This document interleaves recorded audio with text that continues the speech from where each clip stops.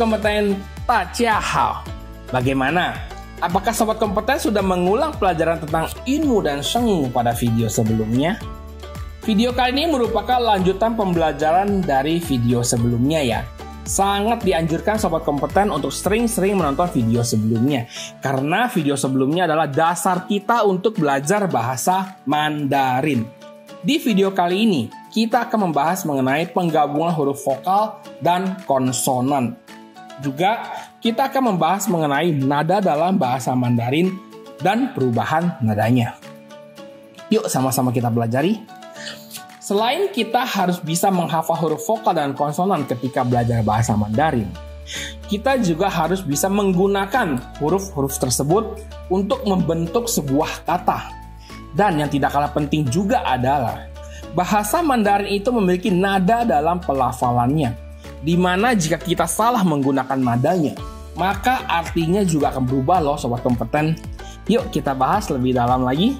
Sepertinya sudah dijelaskan pada video sebelumnya bahwa terdapat beberapa kata yang harus disebutkan dengan mengeluarkan angin dalam pelafalannya. Contohnya adalah huruf ini, dibaca papa.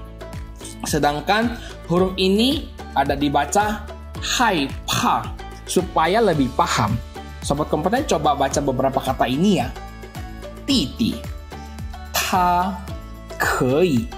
Sobat kompeten sudah mulai paham kan bagaimana pelafalannya? Cukup mudah ya kalau kita belajar langsung sambil praktek sendiri.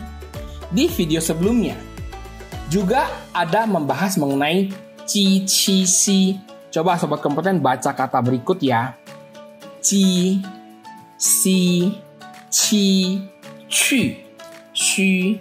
Ingat ya sobat kompeten, walaupun di belakang huruf ci, ci, xu diikuti dengan huruf u, tetapi pelafalannya adalah tetap menggunakan vokal y, bukan vokal u ya. Sekarang, coba sobat kompeten baca kata berikut. 吃饭孩子知道4个日期. Perbedaannya adalah letak dari lidah kita. Apakah pada saat membaca kalimat tersebut sobat kompeten ada merasakan perbedaannya? Jika sobat kompeten meletakkan posisi lidahnya dengan benar, maka kata-kata tersebut pasti akan terlihat perbedaannya. Bagaimana sobat kompeten? Susah tidak menggabungkan huruf vokal dan konsonan dalam bahasa Mandarin? Tidak terlalu sulit bukan? Selama kita terus belajar, maka kemampuan kita juga akan meningkat terus-menerus. Berikutnya kita akan membahas nada dalam bahasa Mandarin. Dalam bahasa Mandarin, nada dibagi menjadi 5, yaitu 1. Nada pertama. Nada pertama adalah nada suara tinggi, datar, dan panjang. Nada pertama ini memiliki penanda seperti demikian. Contohnya adalah ma yang artinya ibu. 2. Nada kedua adalah nada tengah ke nada tinggi. Nada kedua ini memiliki penanda seperti demikian. Contohnya adalah ma yang artinya katak. 3. Nada ketiga adalah nada yang dimulai dari nada setengah rendah ke nada rendah, kemudian naik ke nada setengah tinggi. Nada ketiga ini memiliki penanda seperti demikian. Contohnya ma yang artinya adalah kuda. Nada keempat adalah nada yang dimulai dari nada tinggi, kemudian langsung turun ke nada rendah. Nada keempat memiliki penanda seperti demikian. Contohnya ma yang artinya memarahi. Dan yang terakhir adalah nada kelima, nada netral atau nada ringan. Nada dengan suara rendah dan lembut. Nada ini tidak ada penanda pada nadanya. Contohnya, ma membentuk kalimat tanya. Tidak terlalu sulit ya sobat kompeten. Cukup 5 nada saja yang harus kita kuasai. Yuk, sama-sama kita coba lagi. Sobat kompeten coba baca beberapa kata ini dengan nada yang diminta ya.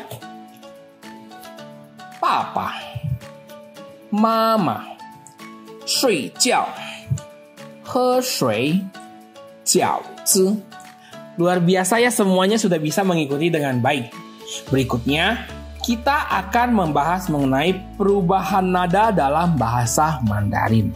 Tidak semua huruf Mandarin bisa ada perubahan nada. Hanya ada beberapa huruf Mandarin yang bisa mengalami perubahan nada ketika berbicara.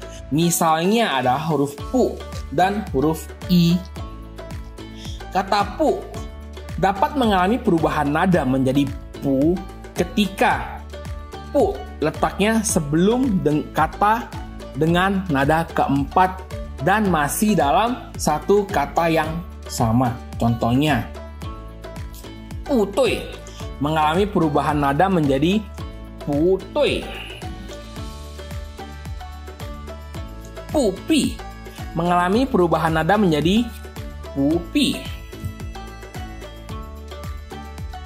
Pupian mengalami perubahan nada menjadi pupian. Ini adalah contoh perubahan nada pada huruf pu. Perubahan tanda nada juga terjadi pada kata yang memiliki huruf i atau satu. Jika huruf i ini letaknya sebelum suku kata dengan nada pertama, kedua, dan ketiga, maka nada i yang pertama ini akan berubah menjadi nada keempat. Tetapi, jika letaknya sebelum nada keempat, maka nada i yang pertama ini akan berubah menjadi nada kedua. Contohnya, i chang mengalami perubahan nada menjadi i chang. I tiao mengalami perubahan nada menjadi i tiao. I pian mengalami perubahan nada menjadi i pian. Untuk perubahan nada ini mungkin sedikit sulit ya sobat kompeten, tetapi jangan takut karena semakin sering kita praktek berbicara, maka hal-hal ini akan menjadi biasa untuk kita semua. Video pembahasan mengenai pengenalan Hanyu Pinyin cukup sampai di sini ya sobat kompeten. Jangan lupa untuk sering-sering belajar dari dua video ini ya, supaya kita semua bisa lebih mengenal lagi Hanyu Pinyin. Baik sobat kompeten, sampai jumpa di video berikutnya ya. 再见.